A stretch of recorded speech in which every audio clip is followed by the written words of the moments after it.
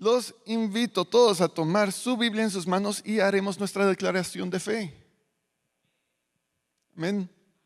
Y todos tenemos nuestra Biblia y declaramos así: esta es mi Biblia, la palabra de Dios. Yo soy lo que mi Biblia dice que soy.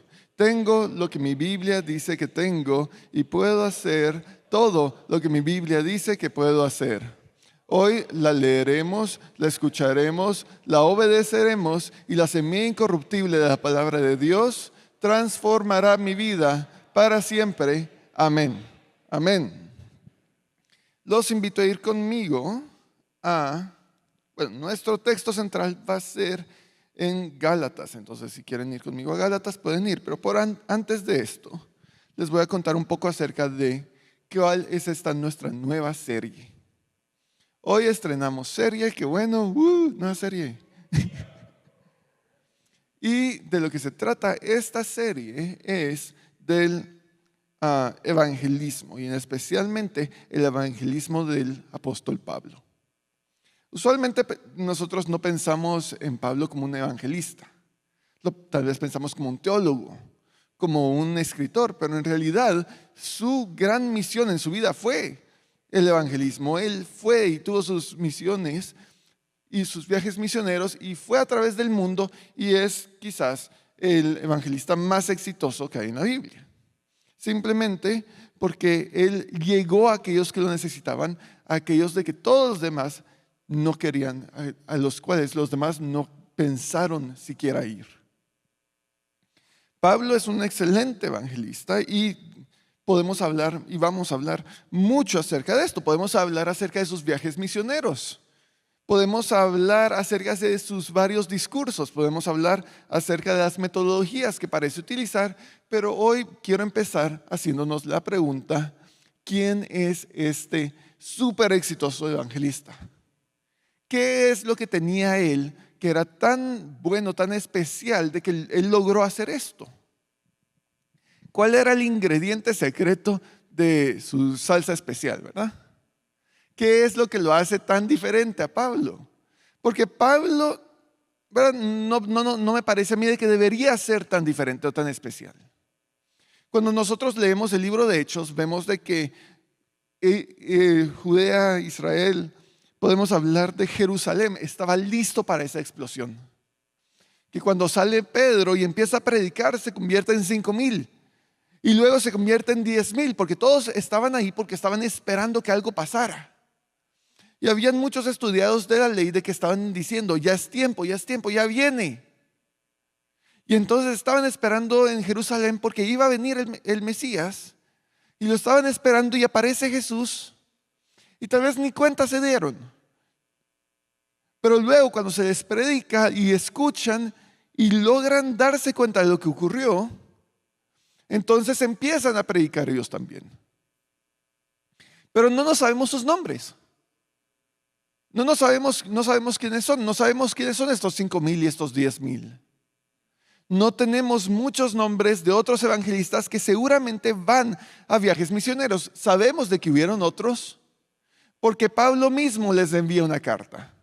La carta de los romanos la envía cuando ya habían ido ahí misioneros, ya habían predicado la palabra y ya muchos se habían convertido, pero no muy sabían qué estaba pasando.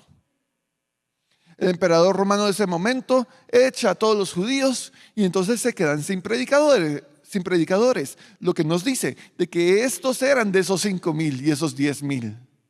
Estos eran de aquellos de que habían aprendido de la palabra, pero vivían en Roma y luego en algún momento llegan ahí. Pero todos eran judíos. Se quedan sin predicadores gentiles, sin personas que conocían del evangelio, y entonces Pablo escribe la carta y se las manda. Como he dicho, en ocasiones las cartas de Pablo son tan especiales porque en ocasiones las manda a personas que no conoce, que solo sabe que son cristianas. No muy sabe dónde queda el lugar, no muy sabe quiénes son, no muy sabe su situación. Más de algo sabe, pero no demasiado. Y entonces estas cartas casi que las recibimos nosotros y están escritas para gente muy similar a nosotros. Son cartas que él manda a los cristianos del mundo, podríamos decir. Entonces, ¿qué es lo que hizo que Pablo sea Pablo? Porque sabemos qué es lo que hizo que Jesús sea Jesús. Con Pedro tenemos un poquito más de su psicología. Con Pablo tenemos su conversión y luego va y es una máquina. O sea, va y ¿verdad? Es una bomba nuclear donde sea que caiga. Entonces, vemos ahí que hay algo en Pablo que es diferente. Y Pablo mismo ahí empieza a criticar un poquito a los otros apóstoles, de que les dice, ¿por qué no están haciendo aquello de que deberían estar haciendo? ¿Por qué están siendo hipócritas? Y vamos a llegar a ello. Pero creo que para empezar, vamos a ir al primer viaje misionero en Hechos 13 y 14 para entender un poco de qué es lo que estaba pasando. ¿Cómo era el carácter de Pablo? De que era tan, pero tan especial.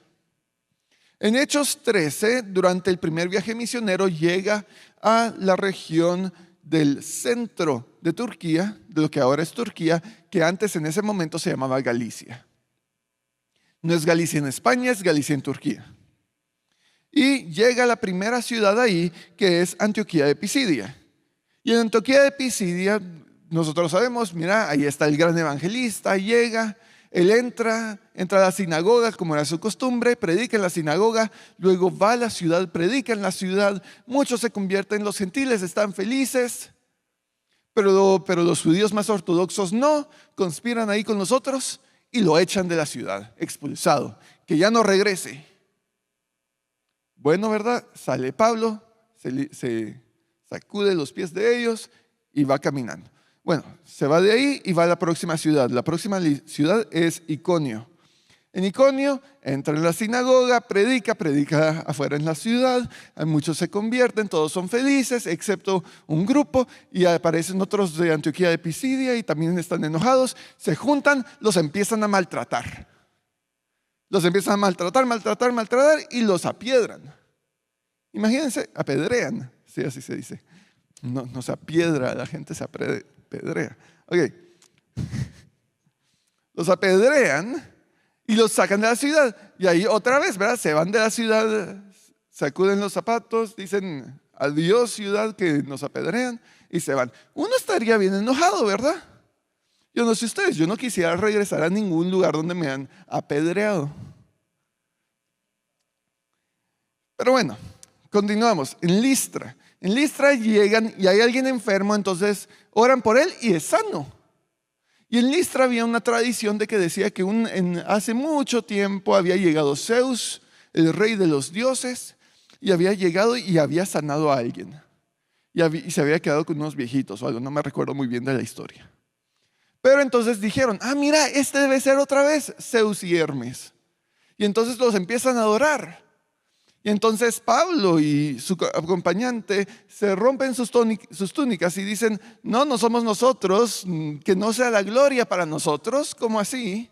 La gloria es de Dios. Y les predican a ellos en la sinagoga, dentro de la ciudad, muchos creen, pero hay gente que está enojada, llegan otra vez los de Antioquía de Pisidia, los de Iconio a Listra, y otra vez los apedrean. Los apedrean y dejan a Pablo por muerto. Lo arrastran, lo sacan de la ciudad y dicen, ya está muerto. Ahí, mira, uno ahí apedreas a alguien, revisa si tiene pulso, no tiene, está muerto, ok, ahí quedó. Yo creo, y esto no es 100%, no está escrito y no hay mucha gente que lo cree, yo creo de que ahí Dios lo revive. Porque después dice, se para, ¿verdad? Y se van caminando otra vez unos 20 kilómetros. Yo digo que ahí Dios hizo un milagro, Dios lo revive y lo sanó. Pero bueno, otra vez, ¿verdad? Se van de ahí. Yo no sé si huyen en la noche o si solo les dio miedo de que ahí el muerto se levanta. Pero se van a la próxima ciudad, que es la ciudad de Derbe. En la ciudad de Derbe, la Biblia nos dice que les fue bien. Entonces vamos ahí. Hechos 14, versículo 19.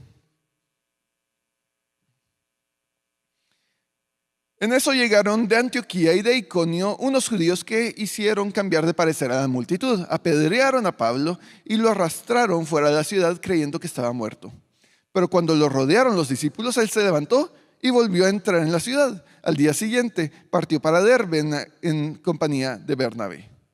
Después de anunciar las buenas nuevas en aquella ciudad y de hacer muchos discípulos, Pablo y Bernabé regresaron a Listra, a Iconio y a Antioquía, fortaleciendo a los discípulos y animándolos a perseverar en la fe. Es necesario pasar por muchas dificultades para entrar en el reino de Dios. En cada iglesia nombraron ancianos y con oración y ayuno los encomendaron al Señor en quien habían creído. Entonces, ahí está nuestra historia, ¿verdad? En la primera ciudad te expulsan, en la segunda ciudad te apedrean, en la tercera ciudad te matan y en la cuarta te va bien. Y entonces, años después, mucho tiempo después de otros viajes misioneros, Pablo les escribe una carta. ¿Cómo creen que se llama la carta? A los Gálatas, sí, porque es a Galicia. Yo, si hubiera sido Pablo, le hubiera escrito la carta a los derbenses, a los derbetecos, ¿de qué serán? No sé, los de Derbe, a la iglesia de Derbe, ¿verdad? Como a los colosenses por la ciudad de Coloso, Efesios por Éfeso, a Corintios por Corinto. Yo no sé, Iconio, Listra y todos esos, muchas gracias, ya no, adiós, ¿verdad? Ustedes hubieran regresado a la ciudad donde te apedrearon, donde te maltrataron, donde te mataron. Está difícil. Pero ese es el ingrediente secreto que tiene Pablo. Pablo está ahí completamente. Pablo, cuando dijo, yo le entrego mi vida a Cristo, de verdad se lo creyó. Me gustaría decir que todos nosotros de verdad no lo creemos, pero me parece a mí que no. Me parece a mí que necesitamos que se nos recuerde a veces qué significa cuando decimos Jesús es Señor. Porque tantas veces decimos nosotros y declaramos Jesús es Señor, sí, y no de verdad, y no lo pensamos de verdad, no lo vivimos. No es algo de que está activo en nuestra mente. Porque decimos, Jesús es Señor, la ley ya no tiene nada sobre mí, por lo tanto puedo mentir, puedo robar, puedo hacer lo que sea y Jesús me salva. Y así no funciona. Si tú tienes un Señor, tú le haces caso. Tú de verdad empezás a seguirlo, empezás a buscarlo, empezás a tratar de ser como Él. Y Pablo de verdad se lo cree y se lo cree aún más que eso. No solo Jesús es Señor, sino que la vida es lo que entregó. Él ha entregado todo lo que es. Él ha entregado todo lo que tiene. Él, desde el primer día o desde el momento donde se convierte, Pablo entiende de que ya no es su vida para vivir. ¿Por qué? Porque él ya no es un ciudadano independiente que no necesita a nadie. Él es sirviente del Señor. Él es esclavo de Cristo.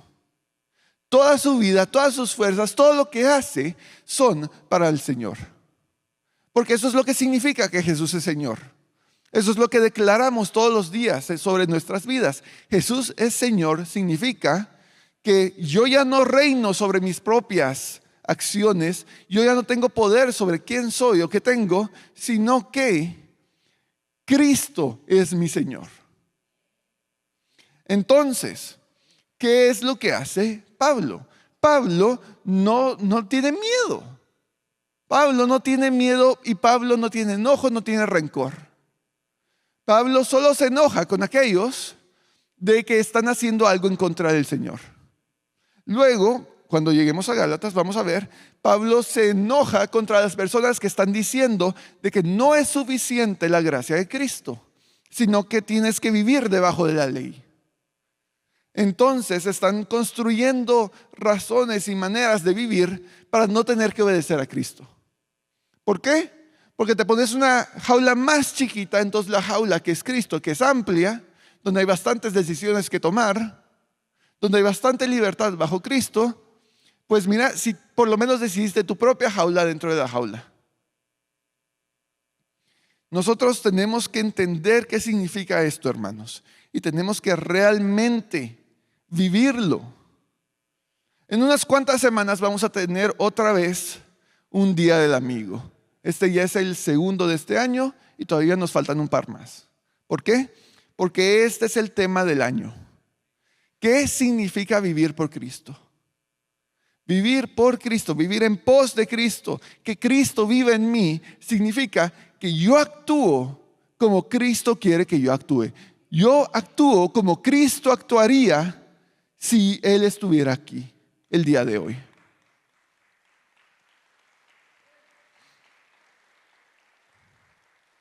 Pablo no huyó, no se fue de ahí, no marchó, no se fue corriendo, sino que regresó a las ciudades. ¿Por qué? Porque eso es lo que Cristo hubiera hecho. Cristo no tenía miedo porque Él sabía todo lo que iba a pasar, y Pablo no tiene miedo porque Cristo está en Él. ¿Qué le va a pasar si ya se murió una vez? Si algo se vuelve a morir, vuelve a regresar y aún más salvos van a haber. Entonces, vemos aquí que algo ha ocurrido. La carta a los Gálatas se la manda a toda esta región, porque es una región que conoce bien y porque no le tiene rencor a la gente que lo trató de matar. Yo no sé ustedes, yo le tengo rencor a veces a los carros que no me quieran dejar entrar en el tráfico, ¿verdad?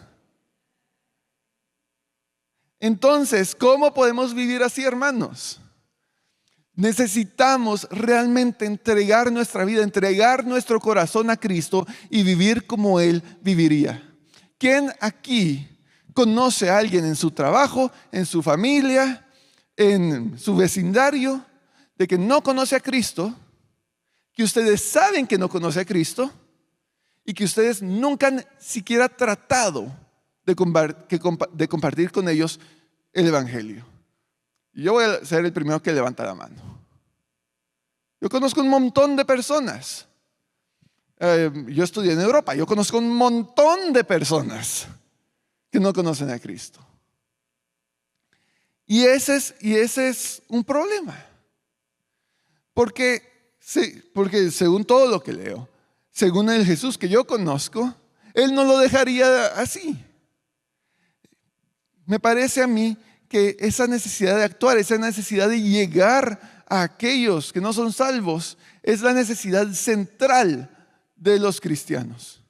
Cristo vino a salvarnos y ahora nosotros estamos aquí para hacer el labor que Él no terminó aquí en la tierra, porque Él nos ha dado a nosotros la fuerza para terminarlo.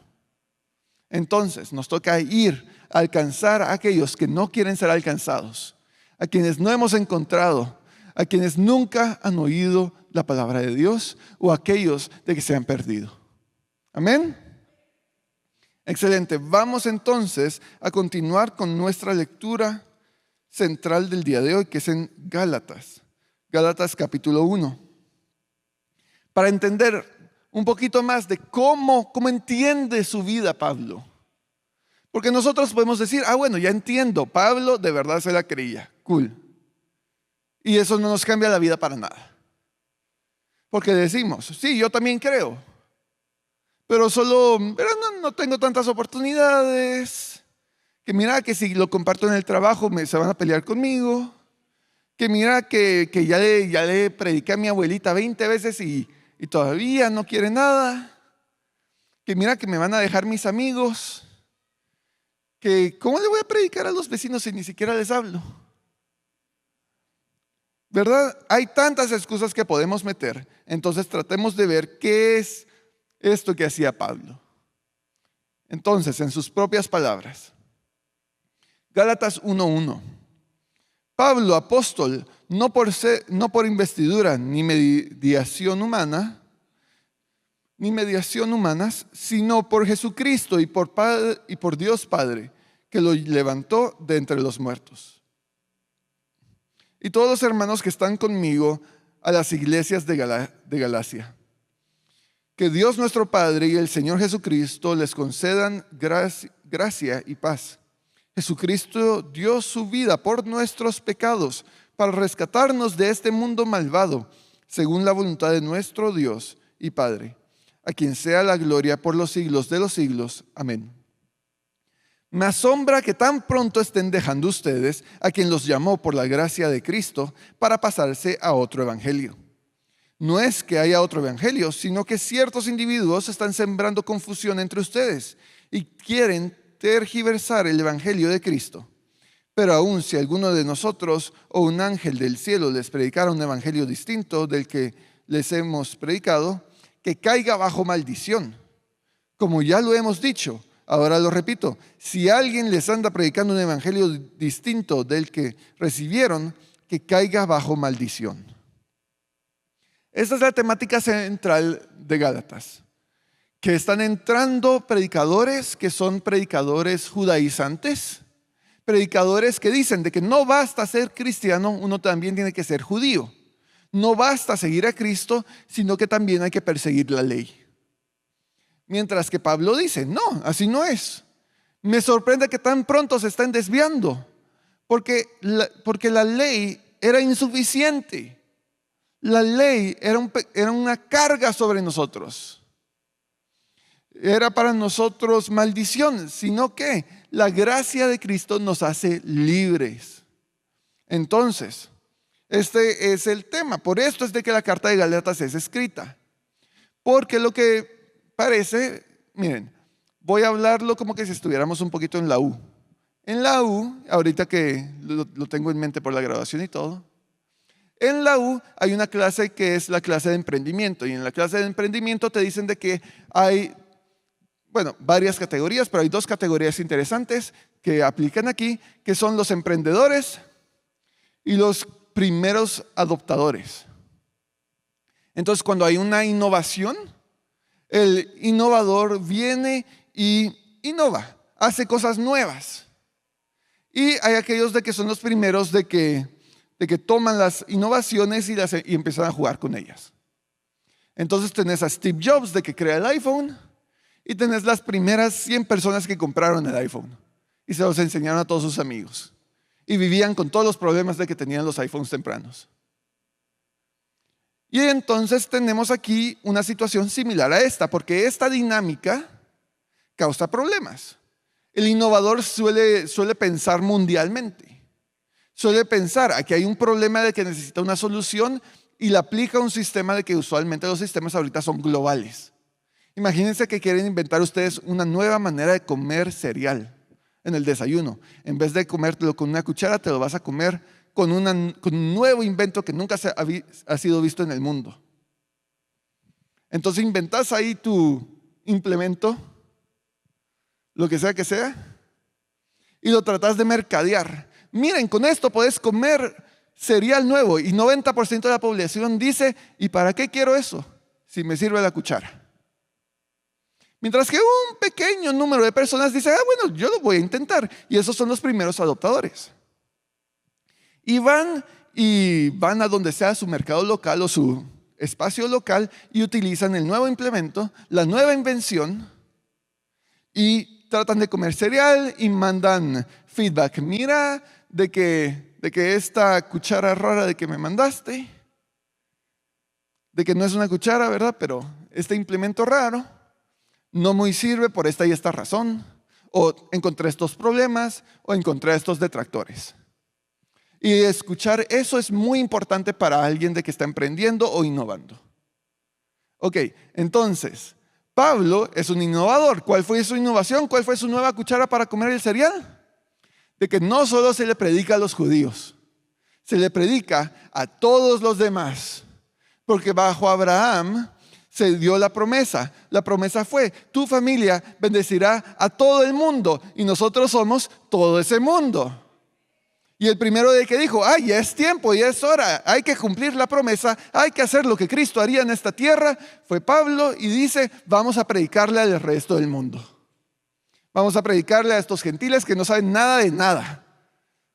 Y entonces va de lugar en lugar y hay algunos de que lo adoptan rapidito y son puestos como ancianos y discípulos en estas iglesias. Pero al rato le empiezan a llegar cartas, le empieza a llegar feedback a Pablo. Mira, cosas malas están pasando. En Corinto nosotros sabemos de que ellos empiezan a decir, mira, ya no hay reglas, ok, se puede hacer de todo. Y les tiene que mandar una carta. No, no es así. En Galacia, lo que pasa es de que llegan detractores y estos judaizantes no llegan a nuevas poblaciones y tratan de esparcir ahí el nombre de Cristo, sino que lo que hacen es de que llegan a estas comunidades ya cristianas y les empiezan a decir, no basta ser cristiano, también necesitas ser judío. No basta conseguir a Cristo, no basta la gracia, también necesitas la ley. Sin la ley no sos 100% cristiano. Y entonces lo que están haciendo es reconstruyendo la barrera entre Dios y los hombres. Esa barrera que Dios destruyó para que todos pudiéramos llegar a Él. Entonces, aquí vemos esta dinámica, es una dinámica común, podríamos decir, en el mundo de los negocios. Si no la conoces y crees de que solo te están criticando y no pones atención a esos primeros adoptadores de la tecnología, entonces no va a funcionar tu innovación, porque nadie sabe usar la nueva cuchara mágica para comer cereal. Nadie sabía cómo predicarle a los gentiles. Más aquí vemos que Pablo es aquel que introduce esta innovación y empieza a trabajar con ella. Y esta es la dinámica, la temática de Gálatas.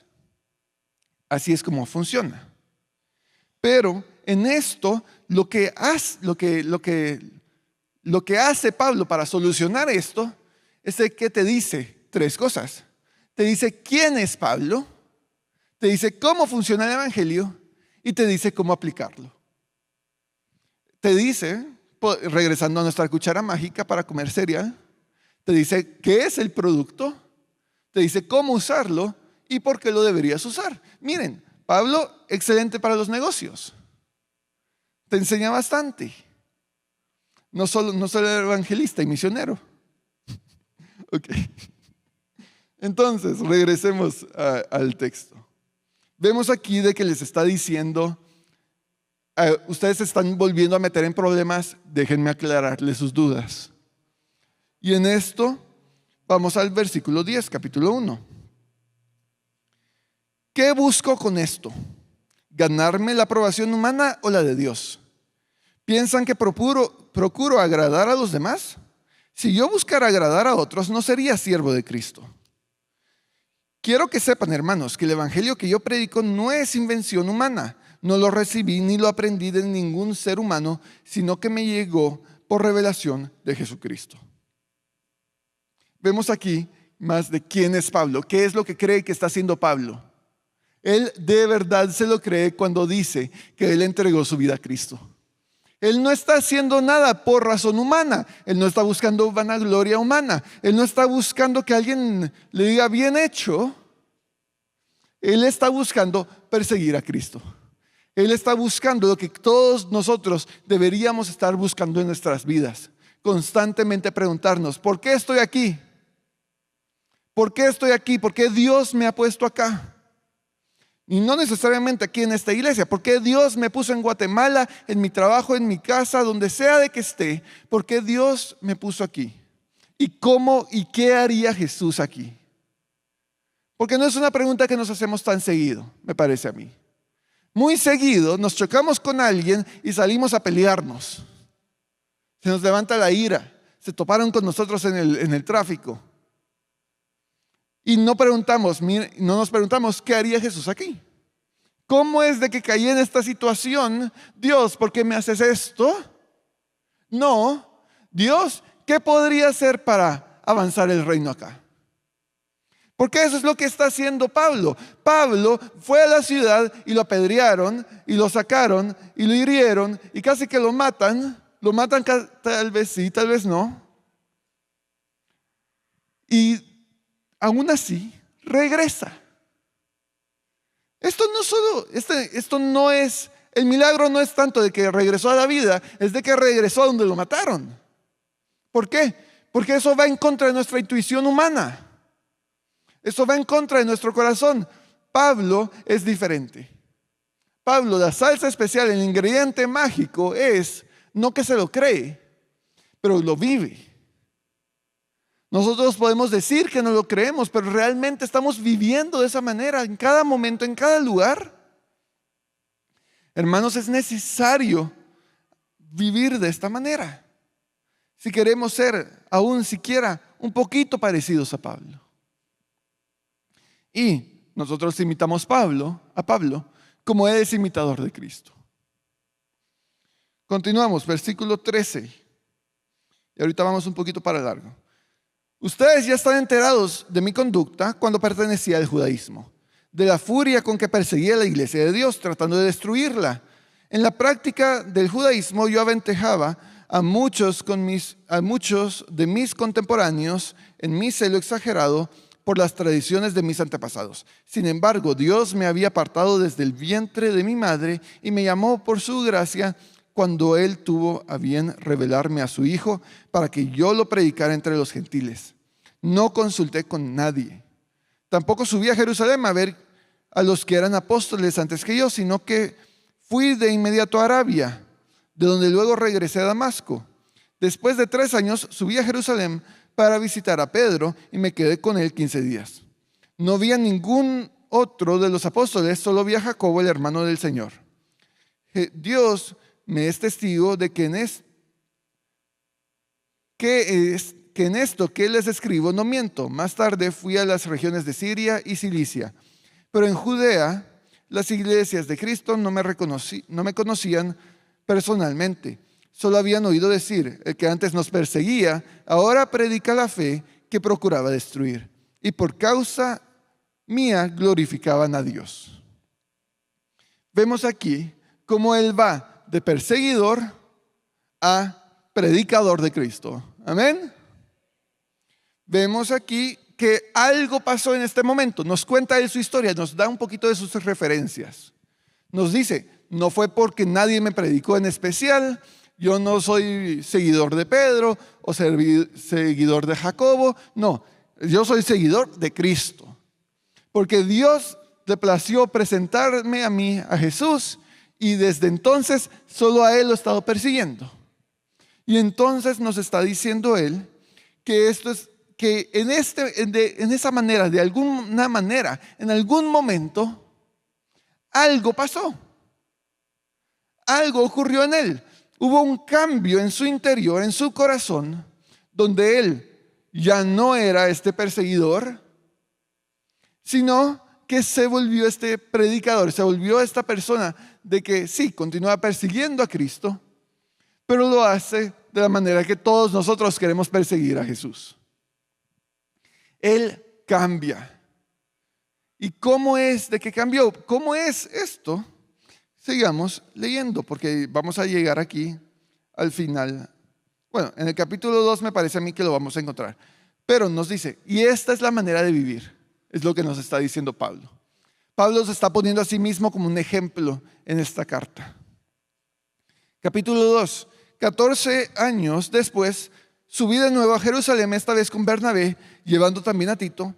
Fui en observancia a una revelación y me reuní en privado con los que eran conocidos como dirigentes y les expliqué el evangelio que predico entre los gentiles para que todo mi esfuerzo no fuera en vano. Ahora bien, ni siquiera Tito, que me acompañaba, fue obligado a circuncidarse, aunque era griego. El problema era que algunos falsos hermanos se habían infiltrado entre nosotros para coartar la libertad que tenemos en Cristo Jesús a fin de esclavizarnos.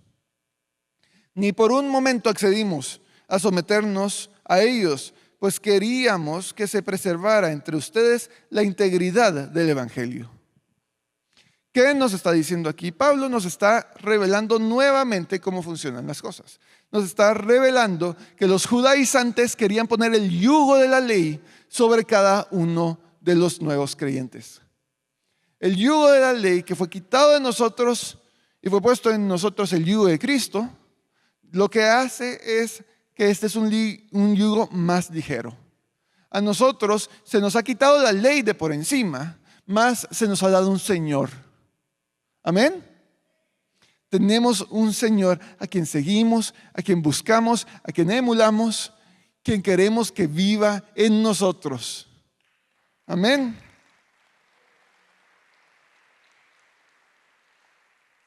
Y miren de que en esto sí se enoja Pablo. Y qué interesante, de que aquí ya está hablando un poquito fuerte acerca de ellos.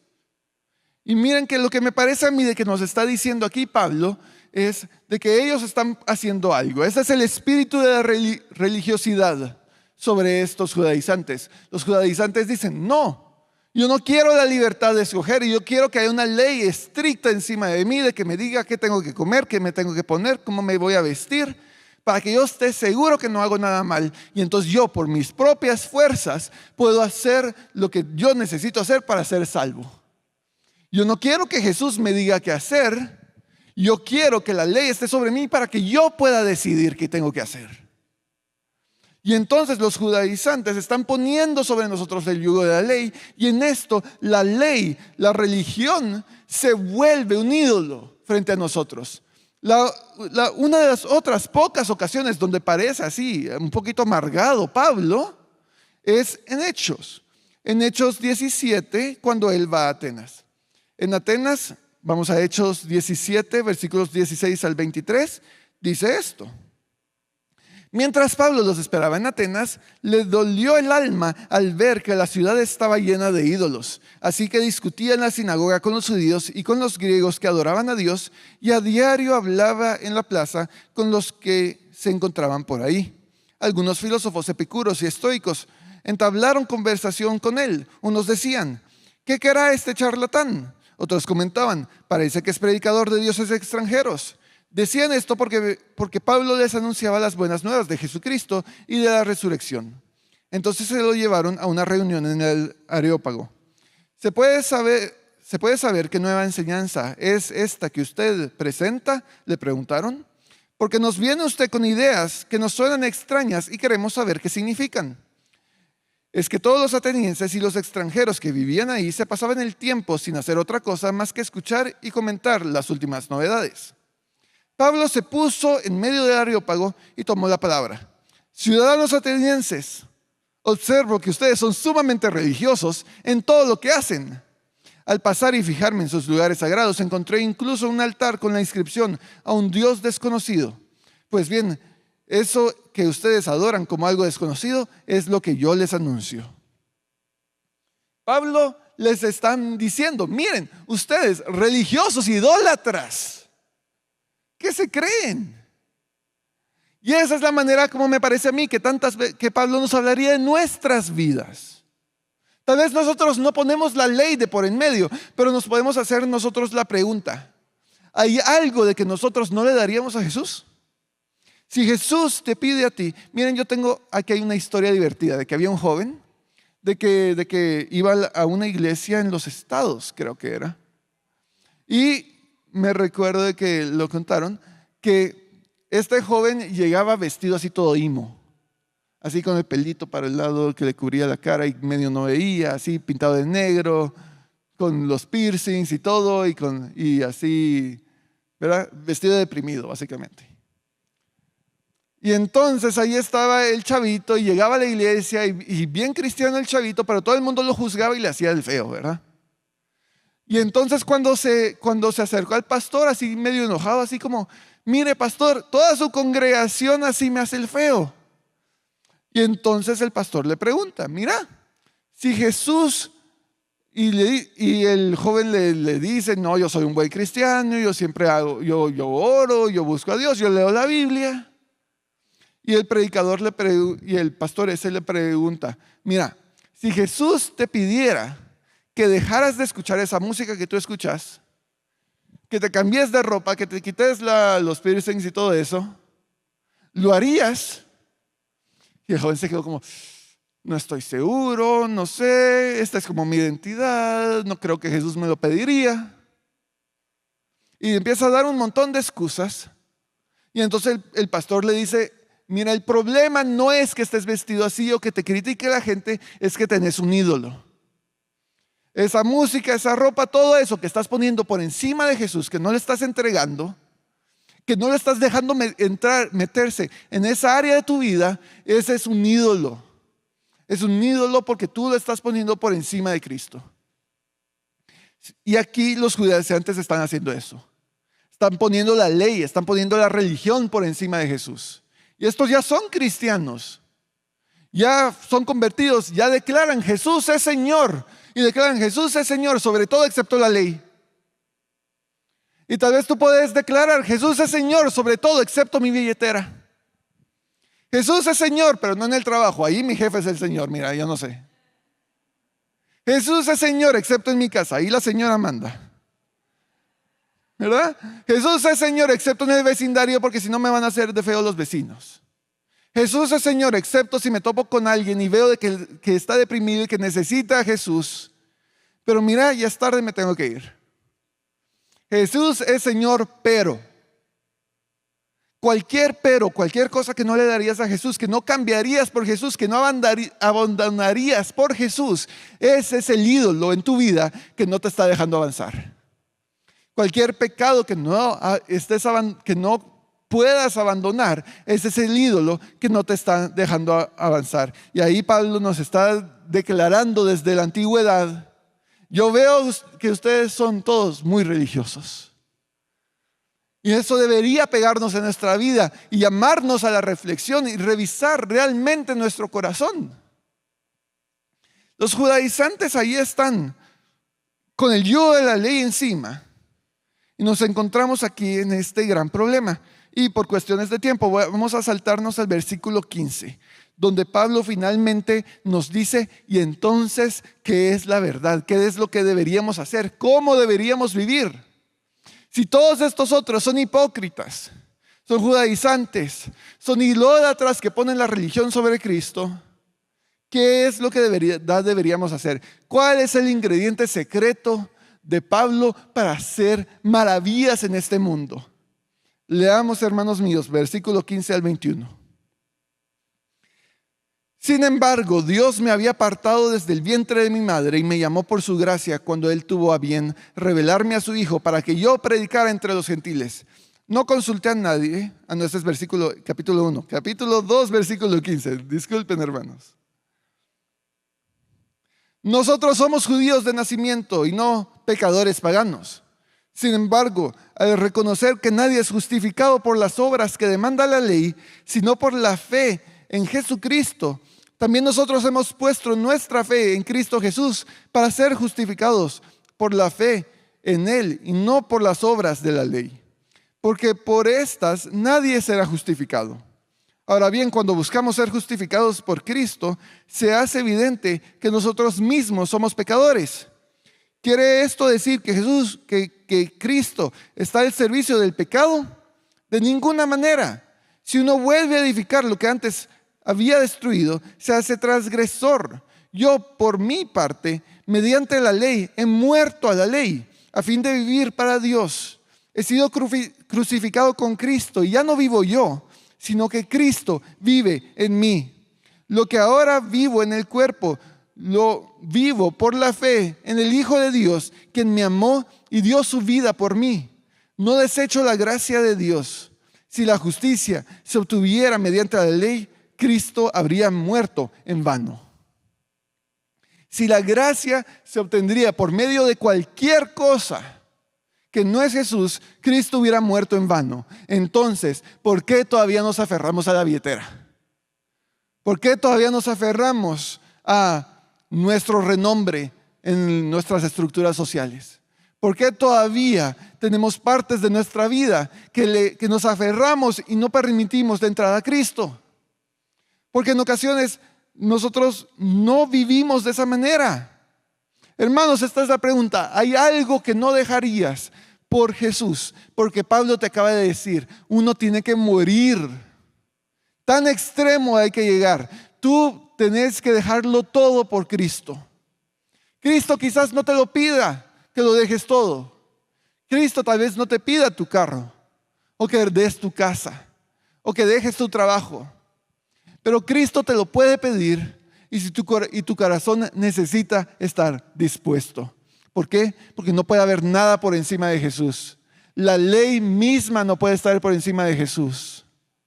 Hermanos, se nos ha dado un inmenso regalo, se nos ha dado la gracia de Cristo. Y Pablo, tomándolo como ejemplo, nos demuestra qué significa esto, qué significa la declaración, Jesús es Señor. significa que nuestra vida entera ya no es nuestra. La libertad que buscamos al alejarnos de Cristo no es más que la cautividad del pecado, hermanos. Nosotros tenemos que reconocer a Cristo por aquel quien es, nuestro Señor, nuestro Salvador, nuestro libertador y nuestra única esperanza. Amén.